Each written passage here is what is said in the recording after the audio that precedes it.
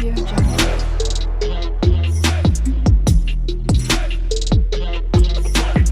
Audio Jungle.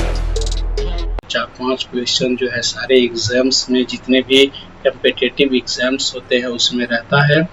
तो उसमें एक होता है अनसीन पैसेज और एक होता है अनसीन पोएम। इस टाइम हम जो बात करने जा रहे हैं वो अनसीन पैसेज से बात करने जा रहे हैं। तो जैसा कि आप देख रहे हैं अनसीन हम पैसेज की बात करेंगे। ये जो है हमारा अनसीन पैसेज, आप जैसा कि कंप्यूटर पे आप देख रहे हैं, इसी पे जो है हम बात करने जा रहे हैं। तो आइए अब ये जो है हमारा जो हमने लिया है वो आपको थोड़ा सा हम दिखा दें। ये देखिए, आपको ये रहा, ये इन CTET, ये CTET एग्जाम का English language 2 paper consist of 2 prose passage only in previous year exam 2011, 2015 and 6-9 question from passages have been asked, but in the year 2016 7-8 question were asked। यानी कि 2016 में जो है 7 से 8 क्वेश्चन इससे पूछा गया था। इसी पे जो है हम बात करेंगे। आइए देखते हैं इस सेक्शन में क्या होता है। About this section consists of comprehension based on prose। As you know, a comprehension exercise consists of an unseen passage upon which questions are set to test the candidate। A comprehension exercise is used to test the candidate's ability to understand the given text and to deduce information and meaning from it। क्या होता है इसमें, ये इसलिए दिया जाता है कि इससे ये पता चलता है कि जो टेक्स्ट दिया हुआ है उस टेक्स्ट से कितना जो है वो अंडरस्टैंड कर पाता है, क्या एबिलिटी है। अब देखिए इसमें किस तरह के क्वेश्चन पूछे जाते हैं। About of types of question asked, किस तरह के क्वेश्चन इसमें से पूछे जाते हैं। There are 4 types of question asked on comprehension in the CTET exams। These are as follow। क्या है, फैक्ट और कंक्लूजन बेस्ड। क्या होता है, पहला फैक्ट और कंक्लूजन बेस्ड होता है। दूसरा टाइटल और थीम बेस्ड, टाइटल और थीम बेस्ड होता है। तीसरा वोकैबुलरी बेस्ड, यानी कि वोकैबुलरी बेस्ड होता है आपको। एंड चौथा ग्रामर बेस्ड। ये 4 तरह से जो है इस पे आपको क्वेश्चन रहेंगे। फैक्ट कंक्लूजन बेस्ड के उसमें जो है क्या फैक्ट क्या कंक्लूजन है। टाइटल और थीम बेस्ड कि उसका टाइटल और उसी थीम के आधार पे। तीसरा वोकैबुलरी बेस्ड और चौथा ग्रामर बेस्ड। ये 4 होता है। The candidate is advised to solve a number of exercise on comprehension. क्या कह रहा है, कैंडिडेट को ये सलाह दिया जाता है कि वो हल करे number of exercise on comprehension keeping tips in mind. उसको 4 जो टिप्स दिए हुआ है उस आधार पे आपको क्या करना है, हल करना है। In order to gain mastery in solving the various type of question, आपको जो है उसको हल करनी है। आइए टिप्स देखिए क्या क्या है। Tips of solving comprehension, comprehension को सॉल्व करने के लिए जो है क्या टिप्स, किस टिप्स के आधार पे इसको आप सॉल्व कर सकते हैं। Read the passage quickly in the first go to get the general idea of the passage. आप उसको पढ़िए जल्दी से और ये जो है उस का जो है idea, first go to get the general idea पाने के लिए उस पैसेज को क्विकली पढ़िए। दूसरा, in second go read the passage slowly so as to know the detail. पहला जल्दी पढ़िए और उसका सेंट्रल आइडिया को जानिए। दूसरा, स्लोली पढ़िए और उसके डिटेल को जानिए कि आखिर जो है उसमें क्या डिटेल है। ये 2 पॉइंट हो गया। तीसरा, now study the question thoroughly. अब आप क्या कीजिए, थ्रोली क्वेश्चन को स्टडी कीजिए। Turn to the relevant part of the passage to get the answer of the questions. अब क्या कीजिए, रिलेवेंट पार्ट ऑफ पैसेज को जो है पढ़िए और फिर आंसर ऑफ द क्वेश्चन का आंसर दीजिए। तीसरा हो गया। और चौथा आइए, if you are asked to given the meaning of any phrase और word from the passage the answer should be based on the context of the passage. अगर आपसे उस पैसेज के किसी फ्रेज क्या, एनी फ्रेज और किसी वर्ड का आपसे क्या कहते हैं मीनिंग पूछा जाए तो answer should be based on the context. आपको आंसर कैसा होनी चाहिए, वो जो पैसेज में हो उसी के आधार पे होनी चाहिए। चलिए आगे बढ़ते हैं। Solve example. अब हम एक पैसेज उठाते हैं, थोड़ा सा आप इसमें हमारे साथ बने रहिए। डायरेक्शन सुनिए। Passage number 1 2, read the following passage carefully and answer the question that follow. चलिए पढ़ना शुरू कीजिए। A new appointed teacher with a good academic record has come to take up English class of class 7। ठीक है। He is sincere enough and has sound knowledge of the new trends and approach of teaching English language। ठीक है। आगे बढ़िए। whether through functional communicative method। ठीक है। क्या कह रहा है, whether या तो वो जो है functional communicative method के जरिए से या the direct method या फिर direct method से। दो तरह का होता है, एक तो ये मेथड होता है कि जब बात करते हुए, और दूसरा होता है कोई बात नहीं करेगा सीधे पढ़ाना शुरू कर देगा। ठीक है। He tries to follow his professional skill। ठीक है। Acquired from the handbook or the teacher's manual and advice from linguists। ठीक है। क्या कह रहा है, he tries to follow his professional skill।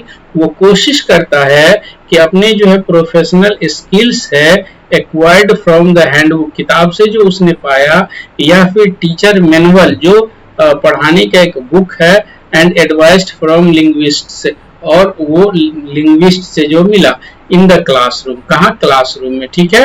He uses only English. वो इस्तेमाल करता है सिर्फ English as the medium of his instruction. अपने इंस्ट्रक्शन के मीडियम के सिर्फ इंग्लिश का इस्तेमाल करता है।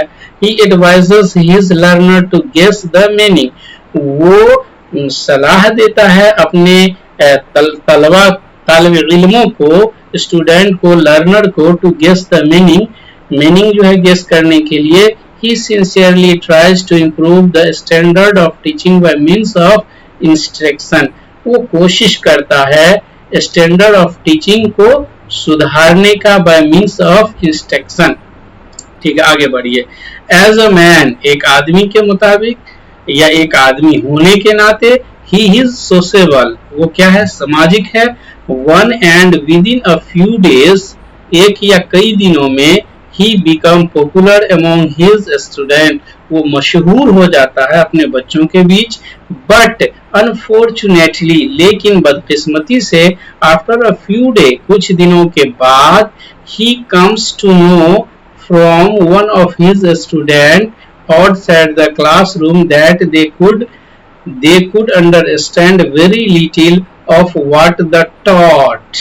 क्या हुआ, बदकिस्मती से कुछ दिनों के बाद वो इस बात को जानता है कि उन्हीं के स्टूडेंट में से एक स्टूडेंट जो बाहर से पता चला, classroom, outside the classroom, that they could understand, वो समझ सका बहुत थोड़ा सा जो वो पढ़ाया उसको। द टीचर आस्क्ड पोलाइटली, उस्ताद ने पोलाइटली कहा, why did you not confess your problem in the classroom. तुमने अपने समस्या को क्लासरूम में क्यों नहीं कहा। The student replies modestly but hesitatingly. वो जो है कहा लेकिन शर्माते हुए। We could not say anything, हम कुछ नहीं कह सकते थे, as you were not speaking, क्योंकि आप नहीं बोल रहे थे, our mother tongue, हम इसलिए जवाब नहीं दिए क्योंकि आप हमारे मातृभाषा में नहीं कह रहे थे, and we cannot speak English, और हम इंग्लिश नहीं बोल सकते हैं। तो ये आपका क्या था, ये था पैसेज। अब आइए पैसेज के बाद देखिए फिर से आपको, एक तो ये मैंने अभी फॉर योर मतलब ताकि आप इसको समझ जाएं, इसलिए मैंने मीनिंग के साथ है इसको पढ़ा है। आपको क्या करना है, एक पैसेज को पहले तो फास्टली पढ़ जानी है, फिर जो है धीरे धीरे पढ़ना है। फास्टली पढ़ के जो है उसके सेंट्रल पॉइंट पे पहुंचना है, फिर उसका आइडिया लेनी है। अब आइए, the teacher is sociable one, क्या होता है, सामाजिक है। विच मीन्स ही इज क्या, friendly, gets easily influenced, does not like society, very popular. क्या होगा, सोशियल वन है, इसलिए उसे क्या होना चाहिए, उसे फ्रेंडली होनी चाहिए। चलिए देखते हैं इस आंसर को क्या कह रहा है।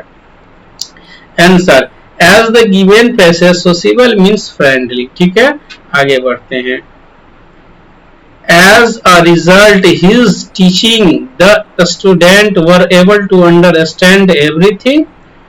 याद रखिए, could understand only little of what was taught, found everything very interesting and pleasing, got bored and stressed. देखिए, were able to understand everything नहीं, could understand only little ये होगा, क्यों, क्योंकि कुछ ही समझा, पूरा वो नहीं समझा।